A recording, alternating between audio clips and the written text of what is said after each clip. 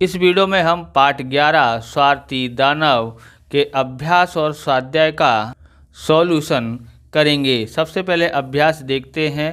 पहला प्रश्न है, निम्नलिखित प्रश्नों के उत्तर दीजिए। पहला है इसका, पाठशाला से लौटते समय बच्चे कहाँ खेला करते थे।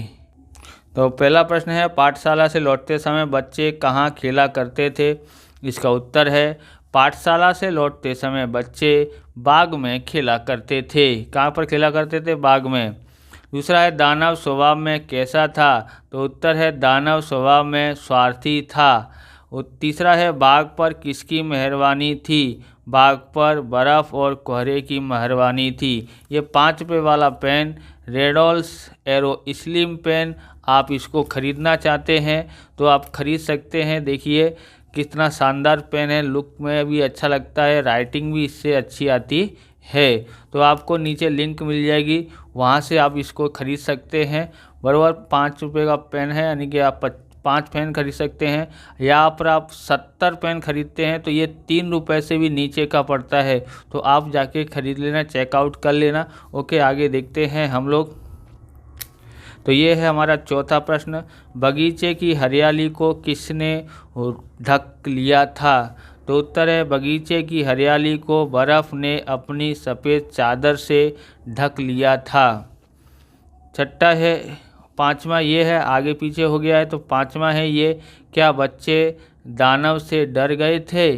तो उत्तर है हाँ, बच्चे दानव से डर गए थे। फिर छठा है, नन्हा बच्चा डाली पर क्यों नहीं चढ़ सका। उत्तर है, नन्हा बच्चा बहुत ही छोटा था, इसलिए वह डाली पर नहीं चढ़ सका था। ओके।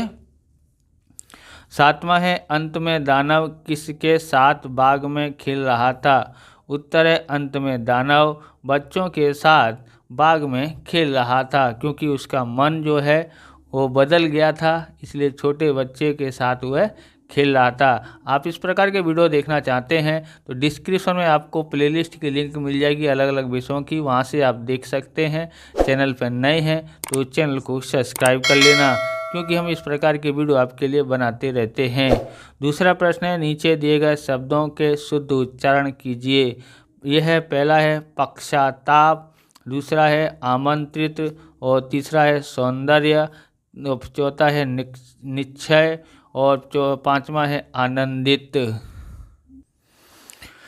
स्वाध्याय का देखते हैं। पहला है, निम्नलिखित प्रश्नों के उत्तर एक एक वाक्य में लिखिए। पहला है, वास्तव में बाग किसका था। तो उत्तर है, वास्तव में बाग दानव का था। तीसरा है, दानव ने कठोर स्वर में बच्चों से क्या कहा। तो उत्तर है, दानव ने कठोर स्वर में बच्चों से कहा, तुम लोग यहाँ क्या कर रहे हो। तो वीडियो को ज़्यादा से ज़्यादा शेयर और लाइक करना, लाइक करने के बाद हाइप भी कर दीजिएगा, बराबर। उससे कुछ पॉइंट मिलते हैं जिससे हमको मोटिवेशन मिलता है वीडियो बनाने के लिए, इसलिए हाइप भी आप कर दीजिएगा। ओके। तीसरा देखते हैं, बाग की दीवार पर क्या सूचना लगवाई गई थी। उत्तर है, बाग की दीवार पर प्रवेश निषेध की सूचना लगवाई गई थी। चौथा है, नन्हे बच्चे ने दानव पर कैसे प्यार दिखाया। उत्तर है, नन्हे बच्चे ने नन्हे नन्हे हाथ बढ़ाकर दानव के गले में डाल दिए और उसे चूम लिया। पांचवा है, प्रतिदिन ओले बरसने से बाग की क्या दशा हुई। उत्तर है, प्रतिदिन ओले बरसने से बाग सारा तबाह हो गया था। प्रश्न नंबर हम लोग 2 देखते हैं। निम्नलिखित प्रश्नों के उत्तर 2-3 वाक्यों में दीजिए। पहला है, दानव ने प्रवेश निषेध की सूचना कहाँ लगवाई और क्यों। उत्तर है, दानव ने प्रवेश निषेध की सूचना दरवाजे लगाई, क्योंकि दानव स्वार्थी था, वह नहीं चाहता था कि उसके अलावा बगीचे में कोई दूसरा नहीं आए। दूसरा है, बच्चों के खेलने से बाग में क्या परिवर्तन हुआ। उत्तर है, बच्चों के खेलने से पेड़ इतने आनंदित हुए कि उनका हृदय खिल उठा। कोमल पुष्प राशि से सजाकर पेड़ों से अपनी शाखाओं को बच्चों पर पसार दिया। पक्षी इधर उधर कूदकर चहचहा रहे थे और भरी घास में से अपने सुंदर चेहरे बाहर निकालकर हंस रहे थे। ओले गिरने बंद हो गए, सुगंधित हवा चलने लगी, फिर बसंत का आगमन हुआ। ओके, अगला क्वेश्चन हम लोग देखते हैं। तीसरा प्रश्न है, दानव का हृदय परिवर्तन कैसे हुआ? उत्तर है, दानव ने देखा कि उसके बाग में सब जगह बसंत आ गया था। वहीं एक कोने में एक छोटा बच्चा रो रहा था, क्योंकि वह पेड़ की डाली तक नहीं पहुंच पा रहा था। यह देखकर दानव का हृदय पसीज गया। उसने कहा, मैं भी कितना स्वार्थी हूँ। उसने तुरंत बच्चे को गोद में उठाकर पेड़ की डाली पर बिठाया। बच्चे द्वारा उसे प्यार से चूमने के बाद दानव ने अपनी गलती स्वीकार की और दयालु बनकर बच्चों को हमेशा के लिए बाग में खेलने की अनुमति दे दी। अगला देखते हैं, चौथा है, व्यक्ति समाज से अलग कब हो जाता है? उत्तर है, व्यक्ति स्वार्थ, लालच, घृणा वगैरह दुर्गुणों को अपनाकर समाज से अलग थलग हो जाता है, तब दानव के समान हो जाता है। हम यहाँ पर देखते हैं तीसरा प्रश्न, सूचना अनुसार उत्तर दीजिए। पहला है, निम्नलिखित शब्दों के विलोम शब्द लिखिए। इसका पहला है स्थायी। स्थायी का होता है अस्थायी होता है।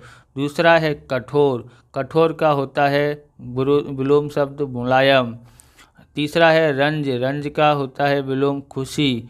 चौथा है दुर्गंध। दुर्गंध का होता है विलोम सुगंध। पांचवा है देव। देव का होता है दानव। छठा है प्रवेश। प्रवेश का होता है निकास। सातवां है सज्जन, तो होता है दुर्जन। निम्नलिखित शब्दों को एक वचन में लिखिए। पहला है गलीचा, गलीचों, तो एक वचन में हो जाएगा गलीचा।